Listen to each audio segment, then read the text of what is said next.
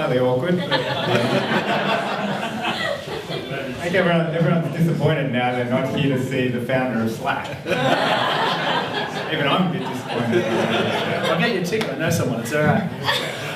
Hey, look, thanks so much for coming along tonight. I know you don't do a load of these things, so we really appreciate that you're here to give your time and advice and learnings from what you've done so far. So firstly, I'd like to just get a little bit of a background on yourself. Sort of, what did you study in school? Did you go to university? Were you an entrepreneur? Was it in your family? What did you think you were going to be when you were a teenager? Well, I think of that. First thing, I just want to say, corporate attire. I was going to apologise for it, but when you're a $1 billion company, this is how you roll. Oh, you said billion already! You said we had a charity day today for people who, we had a clothes drive for people who don't have the right clothes to wear to job interviews. So to have a bit of solidarity with them, we had a whole corporate Thursday, and everyone was synergising and leveraging everything. So it was a really awesome. Is that Donald Trump red? Is that what that is? This is like the only tie I have. So. Cool. So yeah, what did you think you were going to be when you were a teenager? When I was a teenager, I probably thought that I was going to play computer games for the rest of my life. It was interesting. I remember I was always into computers but never used them a lot because my brother used them, and he's like 5 years older than me, so I would just sit there watching him play computer games. And I probably did that for like 6 years, just watching him. But that developed my interest in computers, and my dad ran a computer shop, and we used to go there and grab the computer games, slice open the plastic packaging very carefully, get the CDs out, install it on our computer, and then reseal the boxes and put them back on the shelf. So that was my first hacking experience. And I think it just always ran in my blood, and that kind of paired with creativity. I was at an event with one of the guys from Airbnb a couple of months ago, and I remember him telling his story of when he was in primary school, he used to draw stuff, in particular Teenage Mutant Ninja Turtles, and sell it. And I'm like, that's exactly what I do. I'm like, I actually sold some really crappy drawings of Leonardo to this other kid in grade 6, and that was my first business experience. So I've always had this creative streak and also a technical streak, but my mum somehow convinced me to study law, and that was a really bad turn. I managed to finish it with very low marks, but all through that I was doing graphic design. So that's how I put myself through uni, and that was my part-time job. And after I finished university, I'd completely forgotten to actually apply for any jobs. So I just kept doing my part-time job as a graphic designer, and that slowly became web design, because that was the era at the time. And that leveraged my computer science background as well, and that just led into this wonderful world of building things for the internet. And so what was your first job where someone actually paid you money to do this? So my very first job was doing surveying on the street. That was a fantastic job. Annoying people on the street is not something you want to do. My first job out of university would have been just a client I'd picked up from a friend. So, at the time, when you were an internet person, you pretty much did everything. So you did the design, you did the coding, and if anyone had a friend who needed something to put up on the internet, you were the guy they went to, and you also fixed their printer at the same time. So I think the very first client I had was a fashion client who had just started her own fashion label and wanted to get something up on the web, and I'm not even sure, no, I don't think she even sold anything. It was basically, she didn't physically sell it on the internet, it was just a catalogue online, and then you had to go and contact her, and she would organise some way for the thing to get to you. It's funny you mentioned that. I saw a t-shirt recently that said, "I am a coder, I cannot help you fix your printer," which I thought was pretty cool. Now I know that you end up working at Google. How did you end up there at Google? Pretty tough company to get into, 1,000 interviews you've got to go through. What were you doing prior to that, and how did you make that leap into Google? Yeah, getting into Google was a really interesting experience. I think I actually interviewed at Google as a front-ender and got absolutely nowhere. So they have a very strong engineering culture, particularly around that period, and engineers were meant to be engineers then. Like, you had to know your big O notation for all their algorithms, be able to whiteboard binary tree search algorithms, etc. And I was never very good at that. So I went through that process and failed.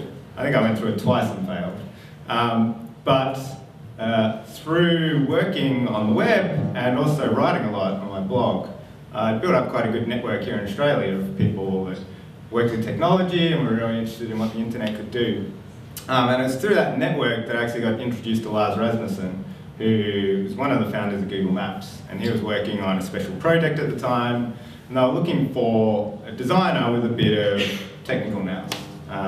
So I basically got in through the back door of Google. They hired me as a contractor, and they were working on this project called Google Wave, which was a real-time communications tool, sort of like a proto-Slack. I worked with them for 6 months on the contract. It was basically them in a very sweaty room at Google, which was entirely blacked out, and no one else in the company knew what they were doing. Somehow I got told what they were doing. And I worked with these 4 guys for 6 months on this prototype, and they took that prototype to Larry and Sergey, and they said, "This looks awesome, give it a green light." And they basically got $20 million in funding that way. And that gave them the green light to build a team here in Sydney, and essentially 2/3 of the Google office then here in Sydney got sent over to Google Wave. Well, not sent over, they asked them whether they wanted to work on it, and everyone put their hand up. But once they'd started that, they're like, "Hey, do you actually want a full-time job at Google?" And I'm like, "Sure, I'll give it a go."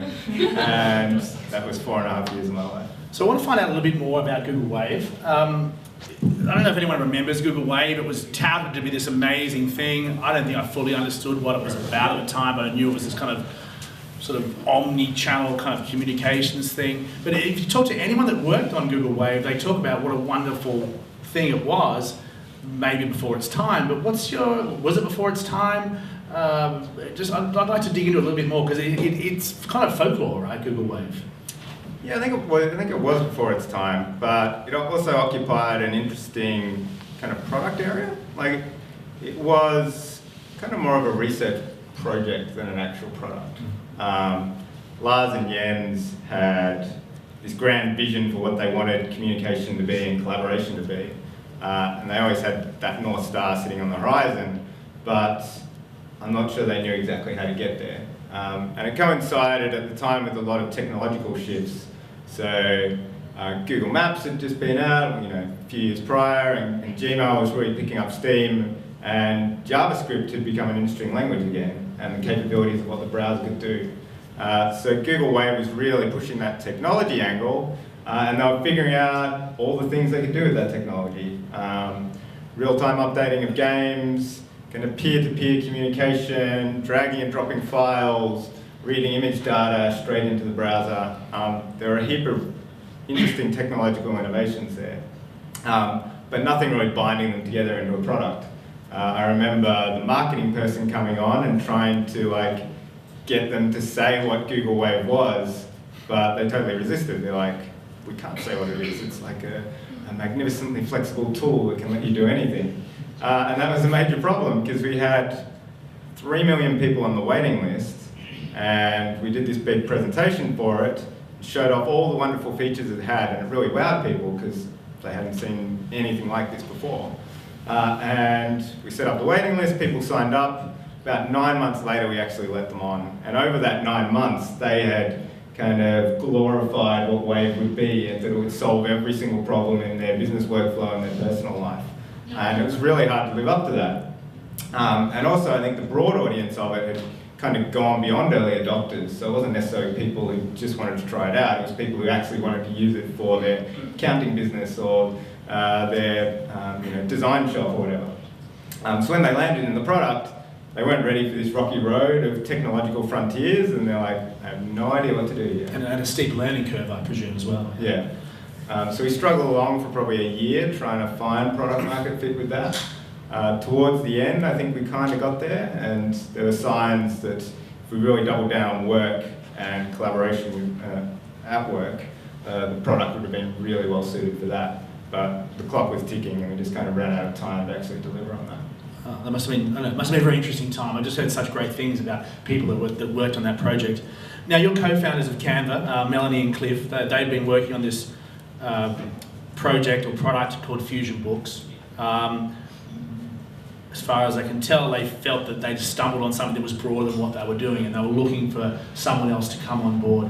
What was that first conversation that you had with them like, and what were they selling you on? So it was interesting actually. So I got introduced to Mel via Lars. So Lars had bumped into them pretty sure through kite surfing in Perth, as you generally do in the startup scene. But at this time, it was about 6 years ago, kite surfing was big in startups. And there was, I think they've shut it down now, but there used to be this thing in Hawaii where 300 VCs and startup people would go there and they'd kite surf and share ideas still goes and on. do deals. Bill Ty still does it, yeah. Yeah, and I think Bill Ty introduced Lars to Mel and they got talking, and then Lars decided to help Mel out because Mel and Cliff basically didn't know anything about technology, which was amazing because they built a really great business in this school yearbook business, but they'd always outsourced the technology. It was built on Flash and Flex, so it was a really horrible tech stack and Flash was dying. So Lars told me to go and talk to them about HTML and what they could do with it. So I went in with no preconceived conceptions, and I was running another startup at the time, so I was all high and mighty that I was all successful and these people were looking for stuff to do. And I walked in and Mel was like, "Oh, are you here for the PHP developer role?" And I'm like, "Hell no, I'm here to tell you how to run your business." And we got talking, and Mel's vision was so infectious, and she was talking about design and empowering everyone in the world to be able to access design. And it really resonated with me as like a semi-classically trained graphic designer and someone who'd been interested in creative tools all my life. And looking at the business that they built as well, I kind of saw the missing piece that I'd been searching for in my own endeavors. So the startup that I was running at the time was me and two ex-Google engineers. And we were really great on the technology, product and design sides, but pretty much knew nothing about business. And that was evident when we went to Silicon Valley for 4 months and traipsed up and down Sand Hill Road trying to get investment, and totally ignored the product, and our company imploded basically. So I was really fortunate meeting Mel and Cliff because it was the missing jigsaw piece. Like, they had everything that I didn't have, and I had everything that they didn't have. So together we were a really great partnership, and we decided to link up. And shortly after that, we managed to raise our first round of funding. Cool, fantastic. So, how long after that? So you raised some like seed capital and then launched the product as Canva. Just talk to me about that first path to the first customer. Yeah, so we got together and we were working out of Fusion Yearbooks' office for a little while, just the three of us around the boardroom table. And me and Mel's probably spent about 3 months designing things, prototyping things, trying them out, feeling what the product would eventually be. And at the same time, Mel and Cliff were focusing on the fundraising aspect. I think about 4 or 5 months after we got together, funding came in. And that let us get on a few of the engineers, so all the prototyping and design work that we'd done could then be handed over to the engineers that were coming in, and we got a front-end engineer called Mike Hebron and an amazing back-end engineer called David Herndon, who I worked with at Google on Google Wave. And both of them are amazing engineers, really astounding technically, and they were able to help us take the design, product vision, and actually make it a reality inside the browser. It took us about a year to build our product that we were happy to ship with. And during that year, we went through a bunch of design iteration, brought people in to test it, listened to a bunch of feedback, discovered a tool called usertesting.com, which we've been using ever since, which is an amazing tool. And that usertesting.com really helped us shape the onboarding flow, which was particularly important for us because we were describing this tool to people that no one had ever used before, and Most of our audience had never done design before, so we had to like get them to be comfortable with design and comfortable using the tool. And watching them use it through usertesting.com answered a bunch of questions and also raised a bunch of solutions to problems we never knew we had. So we did a lot of that and eventually ended up launching. We had a bit of a waiting list that we built up through our connections and friends and family. I think it was 5,000 or 10,000 people. And when we launched, they all jumped on. We were fortunate to get a bit of press. We got a TechCrunch article and something else. Got zero traffic from the TechCrunch article, but it was really nice to be on there. Actually, interesting story. So I used to do a lot of music stuff, and right at the time I got the TechCrunch article, I created this thing for Daft Punk, which was like this mashup with a data visualization. And it made it to the front page of Reddit and got to like #1 position on Reddit. So I had like 2 million views on this thing. And I actually discovered the day after I got on Reddit that I was actually on Reddit. That's a whole other thing. And I decided to stick up an advertisement at the top of this thing for Canva. And we actually got more signups through that than through TechCrunch. That's super cool, I love it. I see a lot of startups trying to raise even just seed capital when they've got an idea and maybe at best some prototypes, and they really, really struggle. What was it about your team that we were able to convince someone to come on board? Or was it the vision, was it the team? Because I see a lot of early stage startups struggling at that point to raise any capital whatsoever. I think it was an interesting journey. So Fusion Yearbooks had been around for 4 or 5 years.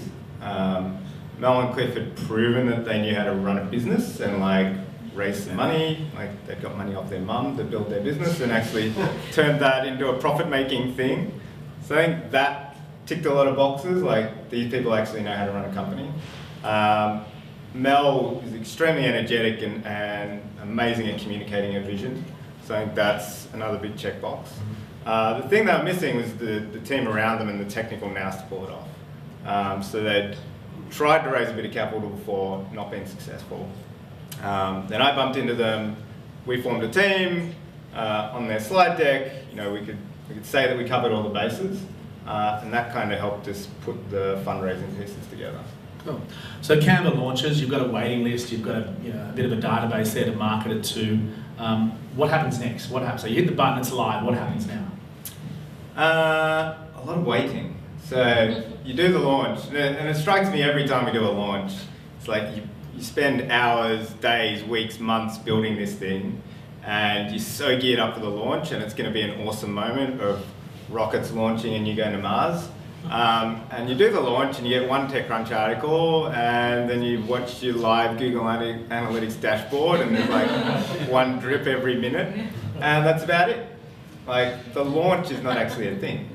And that has happened with pretty much every launch we've had ever since. Like, you might get a bit of a spurt at the launch, but it always drops off. And then it's the long journey of building the product, building your market, communicating to people, supporting, you know, tech problems that are being fired into your customer support center.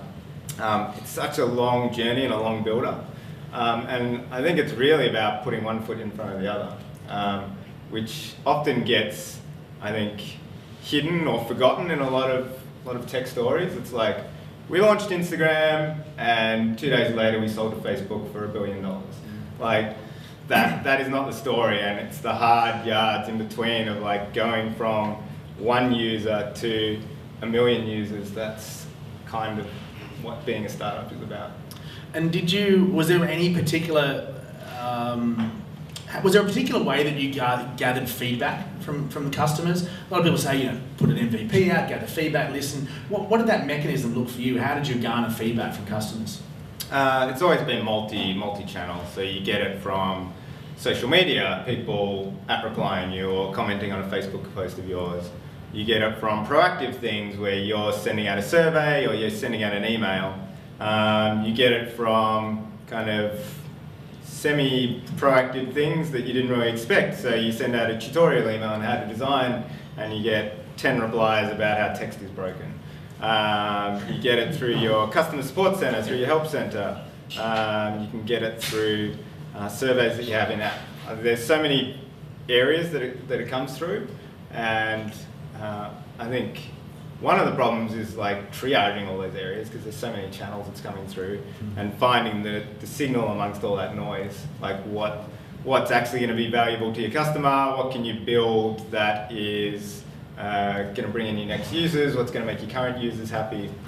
So it is a bit of an art of synthesizing all those different channels. Is this mic actually doing anything, or can I put it down? No, I think it's working. All right, cool. It's actually working better than the other one, which is good. Okay, cool. Do you get it from data as well? I assume you definitely get it from data now. Did you get it from data in the early days? In the early days, you don't really have enough volume to go with data. So I think there's a lot more gut involved in the early days of like, I think this is going to do something, so let's try it out. Nowadays, we have like, is it 3 million designs a day? 3 million designs getting created a day. So the amount of data that's churning through your system and the amount of people that you can run through a particular experiment or try things out on is insane. So it gives you a different tool set that you can give when you're at scale rather than back in the early days. Cool. I want to ask you about fundraising. I won't bang on about fundraising for too long. I don't find it particularly interesting myself, but obviously certain people will find it interesting. Now, Crunchbase told me this morning you've done 9 rounds of funding. Sure, why not? I think when you did your Series B, the quote in the article was that we hadn't actually spent the money from the Series A yet. And then, of course, recently we saw the Series C. I don't know if you've spent any of the Series B or the Series A yet, I don't know. Yeah. I want to talk a little bit about why did you raise that Series B when you hadn't spent the A, and what was the thinking behind the C? Was it allowing the founders to take some off the table, or what was, just explain to me a little bit about the strategy behind that. Yes, I mean, we don't concentrate on like Series A, B or C. I still don't know what those letters mean. We're constantly looking at how we grow the company and how we communicate the company and where we want to move and what we want to do. And that is why we take money at certain times. It's been a real shift in raising funds. So very early on, you're fighting tooth and nail to get attention from VCs. They've got 1,000 startups trying to knock down their door and you don't have anything, you don't even have a product. So like, why should they give you money? And it's very hard to get their attention. And I remember in the early days, it was kind of a herd mentality. Like, you would go and visit a lot of investors and they'd be like, you guys look awesome, your product's amazing, you got a great team, definitely going to invest when someone else invests. And finding that first person who will invest is the hardest slog. Once you have that first person, all the dominoes fall over. So at the time here in Australia, the investment scene was pretty bad. Blackbird didn't even exist yet. It was like 4 months away from forming. But we were talking to Rick at Blackbird and he was really keen to invest once they got off the ground. And since then they've been one of our best investors. But we managed to get one American investor who said yes. All the dominoes fell over. Lots of Australian dominoes fell over, so we ended up with about half-half between here and America. And yeah, it was great. It meant that we could afford to pay salaries and pay ourselves. And since then, it's got progressively easier because you're always telling a story between every round when you're going back to a pitch. And you get to shape what that story is about. Like, people often ask, like, what do you have to do to show an investor that you're investable? And it's not about saying, you know, we have 10,000 monthly actives or 30,000 monthly actives. Like, you get to go to them with the story and show them how you're growing and what's important to your business. What's important to your business could be 1,000 raving tweets about your product, or it could be 10,000 active users, or it could be showing that you've got revenue generation, or whatever story you want to tell. Just as long as you can show a story of growth and a continued upward graph. And I think we've gotten better at that with each round. And as we've kind of proven ourselves and shown that we've got really great growth, it kind of eases the pressure for us to impress investors and kind of puts the onus on them to impress us. Now, I don't have an axe to grind with local VCs, I really don't.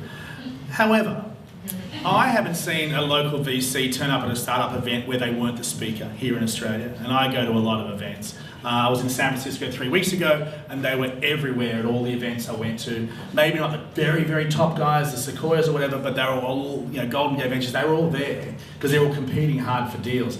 The question is about was there a perceivable difference in attitude between the overseas investors and the local investors? Definitely in the early days, like risk appetite was much greater in the United States, and they were willing to take a gamble.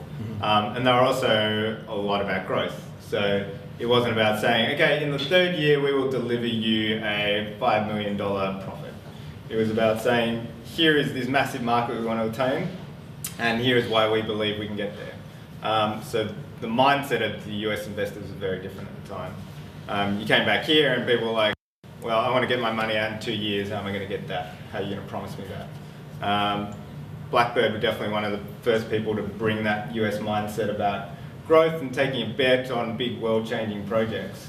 And I think they've had a really great effect on the scene here in Australia and kind of made people here sit up and realise that tech investment is actually a thing. It's not all about mining and pulling stuff out of the ground.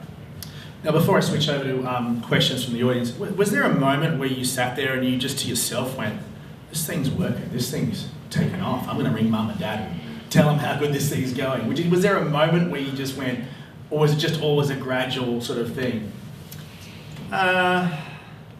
Mostly gradual, but there's bits in there every now and then. I think team size is a big part of that.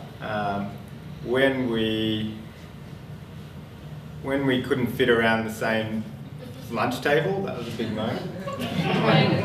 Because lunch has always been a big thing for us, and like sharing food with each other. And since day one, we've always cooked our lunch. Like we had this George Foreman grill in the old office, and we would have sausages every day. And one of our engineers just one day stood up from the table and he's like, he was French, and he's like, I cannot do this. I cannot have sausages again. So we went out and got Turkish, and then we had too much Turkish, and we got complaints about that as well. But you know, we've always cooked food, we've always shared lunch with everyone. Everyone has always been there at lunch, having lunch at exactly the same time. And it's really about this sense of community and family, and like being a really close-knit group that cares about one another and can talk to your marketing person about what they did on the weekend and what their hobbies are. It's not just all about business. And we've scaled that up throughout the years. I think once we got to 15 people, Cliff was taking like an hour to cook lunch out of his day, and it was just not efficient. So we ended up going to Gumtree and hiring a Brazilian backpacker to cook us lunch, who he used to be a chef back in Brazil when he was out here to learn English. Some of his food was fascinating. So he had this pattern where he would make a meal and then get like some Thins crisps and just crunch them up on top of everything, no matter what it was. It was like fish casserole with crisps on top, or spaghetti with crisps on top. I'm not sure whether it was a Brazilian thing or not. Like even the food is, I think the food at Canva has been a wonderful story, because we had that guy, and then right after he left, we hired another guy called Song, who's a Thai chef. And he was working at Canva, making lunch for 4 or 5 hours, going back to Gladesville and running his Thai restaurant at night time. And him being able to sell his Thai restaurant and come work at Canva full time and have like a good work-life balance is definitely up there as one of the moments where I'm like, this is a great thing. We're actually making people's lives better and helping everyone at the company live the life they want to live. I want to talk about monetization. For a while there wasn't any obvious monetization on Canva, except maybe like the stock library stuff. You've recently introduced this sort of print-on-demand kind of capability. I want to ask you, was there pressure from the investors to introduce monetization, and what does that look like going forward into the future? There actually hasn't been much pressure from the investors to monetize the product. Having an idea of how you can make money out of this thing is kind of necessary. I think a lot of startups' business plan is like, yeah, we'll put ads on it someday. Fortunately, that wasn't our business plan. And the notion of designing and offering people design elements is kind of core to Canva, and it's a really different model, I think, and one that's interesting and really speaks to the heart of the product rather than something that's slapped on top, which I think is quite important. And we launched with a stock photo library. We spent a lot of time building up our own stock photo library and making connections between photographers that supply stuff to iStock Photo and all those other sorts of companies. And we launched with a pretty big library. I remember we always used to get these hard drive deliveries of like really precious cargo of all these people's photos, and these hard drives would have 100,000 photos on them, and we locked them up in a safe. Like, it was a massive part of our kind of the IP of our company. And we launched with that, and our business model was that we could sell stock photos for cheaper because we owned the tool with which you designed. No one else had integrated in that fashion. All other software basically did the designing, and then there are all these other things where you went and bought fonts and photos and templates, and paid Dropbox for storage and all that kind of stuff. So we fully integrated it, and it worked really well. Like, the revenue growth on those images was really good, month on month. And we were quite happy with that, but we'd always also wanted to have a subscription offering that we could offer to people that offered them an improved product experience. And it was probably about 2 years after we started that we eventually launched Canva for Work. And that was an amazing success. Like, we thought the growth on our image revenue was good, but Canva for Work totally blew that out of the water. I'm going to switch over to questions now. How do you interact with your customers in Canva, and how do you deal with millions of users? Is it a different mindset to dealing with thousands of users? I don't think particularly it's different. Like, you're always looking to get in touch with your customers, and the mechanisms by which you do that are pretty much the same now as when you're a small company. Like, you send out a few emails to people, ask whether they want to talk to you, get some people into the office. Like, we still do those things. When you do have 1 million users, other things start coming into play. So as I said, the quantitative data becomes more interesting at that stage. And the types of experimentation you can do are more interesting. So we do a fair bit of A/B testing and trying out different things and seeing how they move the needle, which is a lot easier when you've got volume. Back in the early days, when you've got 500 users, you just kind of have to make a gamble on certain stuff. Like, you get a good feel through the data, but you're never certain that something is better or worse than the other thing. Where's Prakash? Is he here somewhere? Hey, I'll give you a book when you're done, so thanks for asking that question.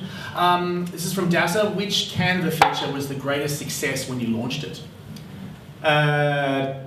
Definitely Canva for Work. So we'd worked, I did say that launches were kind of useless, but the launch for that was pretty good. So we'd worked really hard on the launch for that. We kind of primed our audience, drip fed them a lot of social and marketing stuff about what was coming up and got them really excited about it. And we put up this special sign-up page that looked really awesome and was really well designed and kind of had sharing mechanics on it as well. We managed to get 200,000 sign-ups to that through that landing page, which at the time, I think, user-wise, I can't remember, we might have just hit 1 million users then. So getting 200,000 on the waiting list was still pretty good. And when we launched, it went out to everyone on the waiting list, as well as all the people that were already using the product, and we had lots of sign-ups for that. So that actually did start us off on a really good point, but even then, the growth, still ramped up as per normal. Cool. Well, this question is from Kanala, it's kind of the opposite of that. What feature did you launch that didn't work? Probably the worst one we did was a Christmas card campaign. And this was about 3 months after we launched. So we launched in August, and it was going pretty well. And then we're like, Christmas is coming up, we've got to do something for Christmas. Like, we're a design platform. Christmas is all about design. So we're going to launch this thing, and it's going to be viral, because you'll send out your Christmas card to your entire address book, because they'll see it's from Canva and they'll jump on Canva. So we got an engineer to work for like a month full-time on this Christmas card thing. It was beautiful, it was like 3D animation, it had snow falling, you'd open the card and inside would be your card. And we had Gmail integration, so you could just quickly say, connect with Gmail, and then select all your contacts and go spam them, and it would send it out to all of them. We got one user who actually used that functionality. Everyone else just sent it to one person. I think we ended up with about 10,000 emails sent. 9,000 of which were for one person. And yeah, just not worth the effort. It sounded pretty good. Did you do it in February or something? We launched in late November, so the timing was, I think, pretty on. It just didn't work out. Okay. Next question is from Mark Mendel from 99 Starts. Hey, Mark. This is a great question. How do you structure your teams within Canva?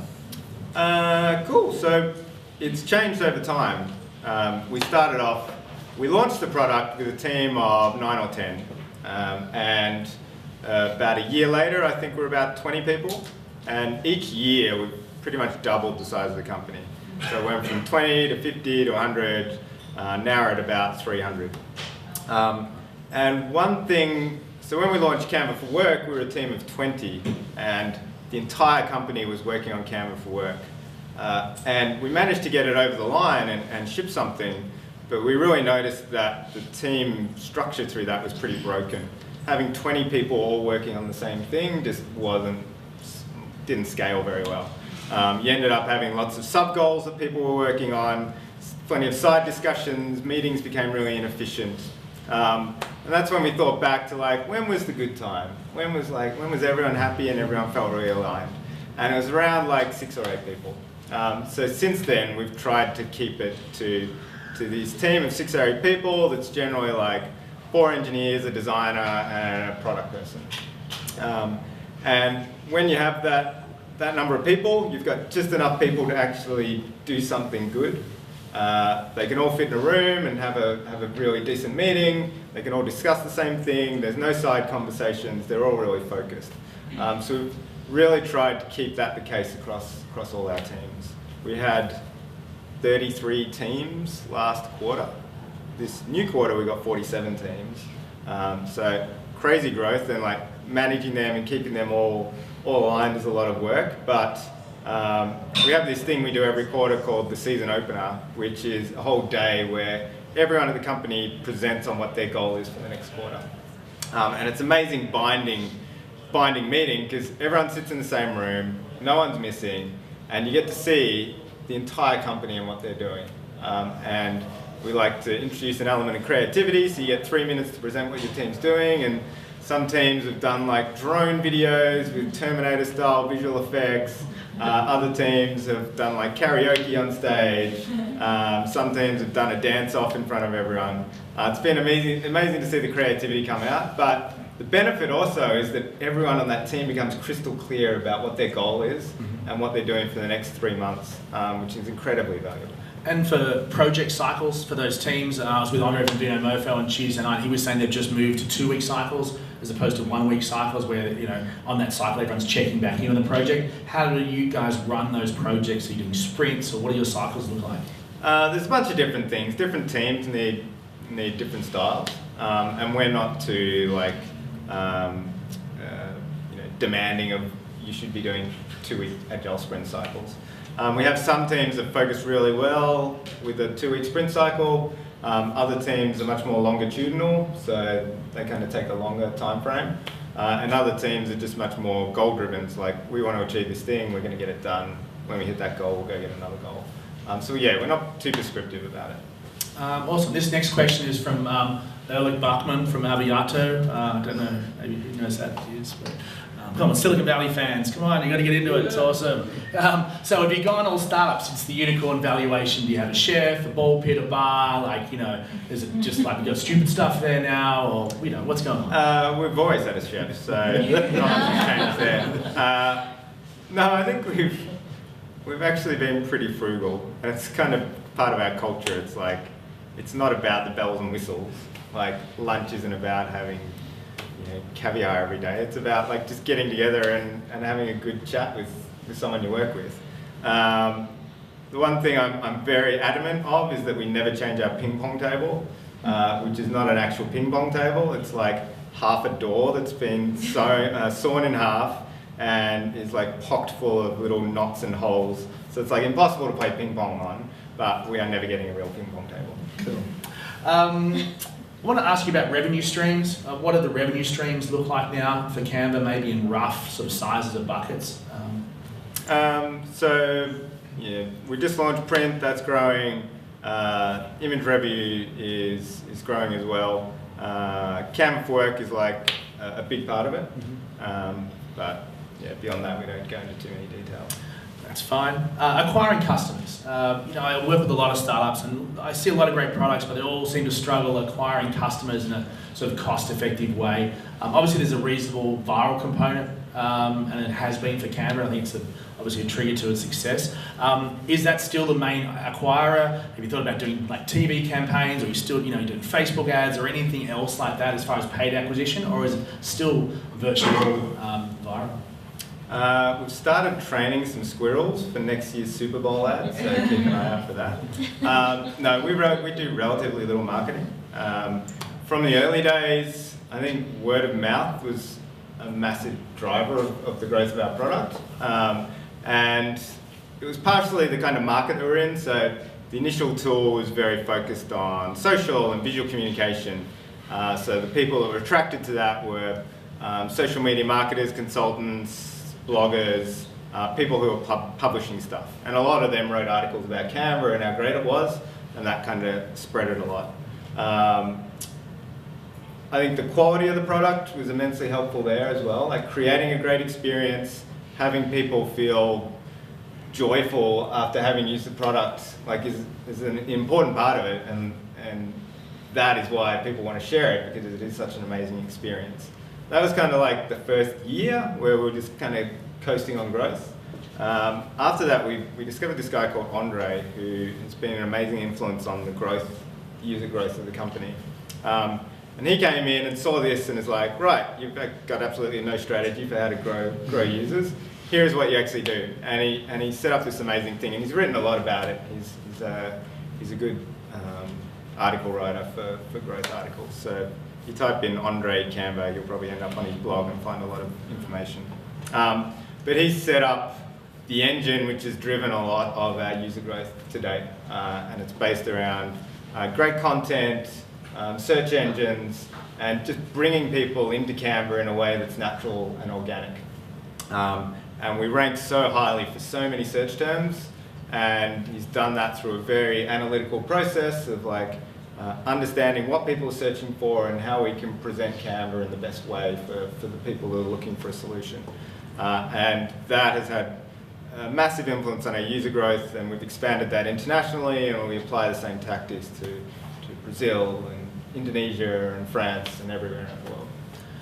Hypothetically speaking, if someone like an Adobe approached Canva and pushed a very large amount of cash towards you, do you see that as a natural exit? Do you think going public, or are you just still very mission focused on what you're doing with the business right now?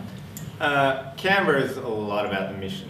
It's about building something that is greater than the product, building something that's just greater than the people in the building.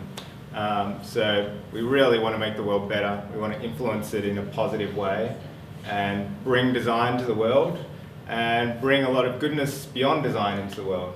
We love working with not-for-profits. We have a special not-for-profit program. I think we've got close to 20,000 not-for-profits using it now.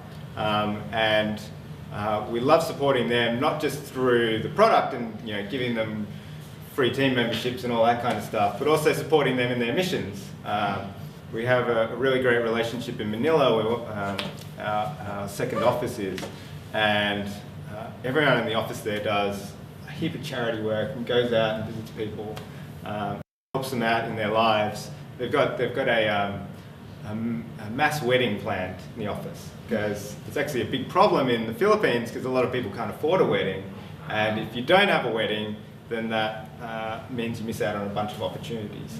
So giving them the ability to get married opens up a whole bunch of avenues in their life. So just being able to hold events like that is incredibly important to us. A lot of founders or companies, they talk about team and culture, and culture is more than free food, and it's more than a beach day once a month.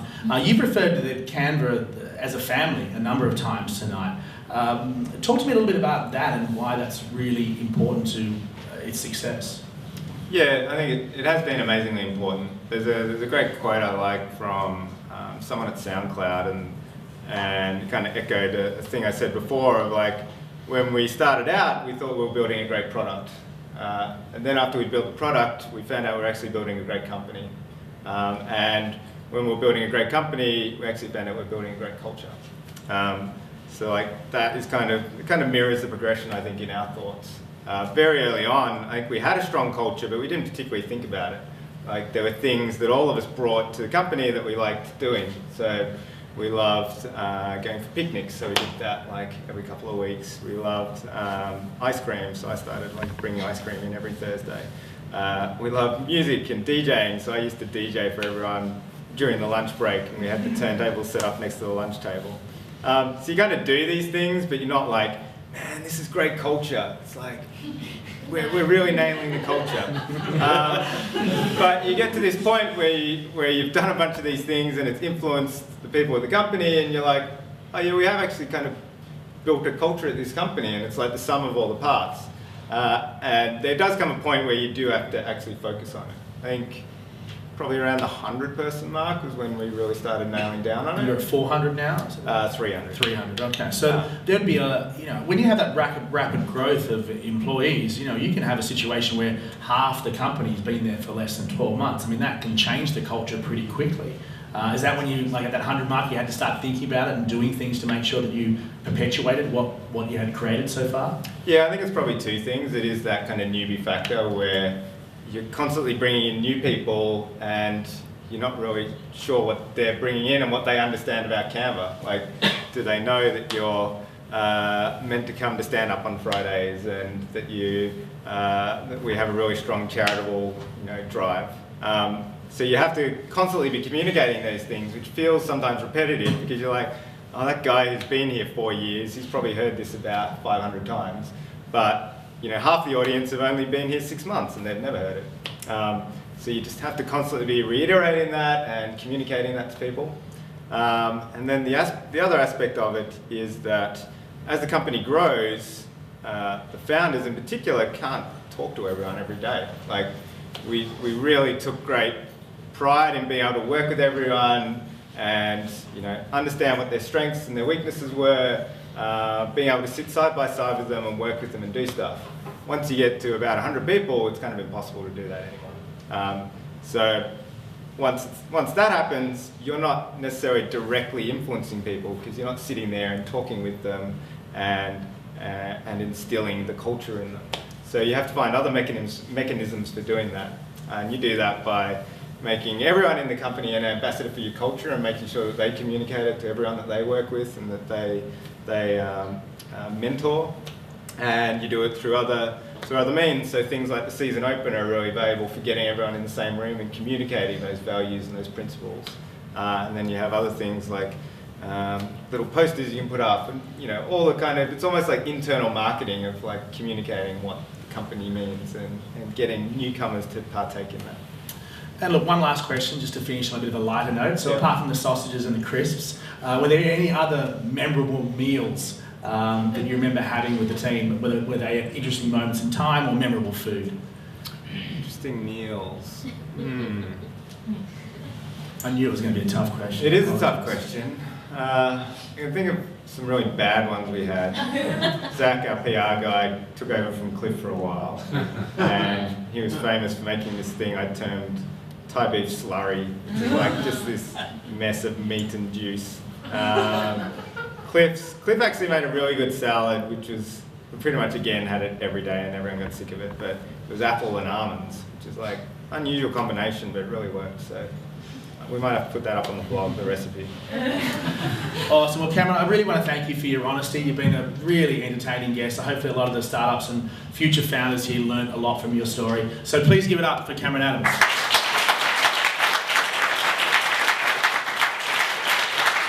I'm not sure how long you can hang around for, but if you're able to, there was a couple more questions we didn't get to there. Maybe you'd love to chat to some people. Sure. But we'd also just like to give you a little startup grind gift, which was a little framed poster that we had done. Oh, wow, thank you. It says, "To Cam, keep grinding."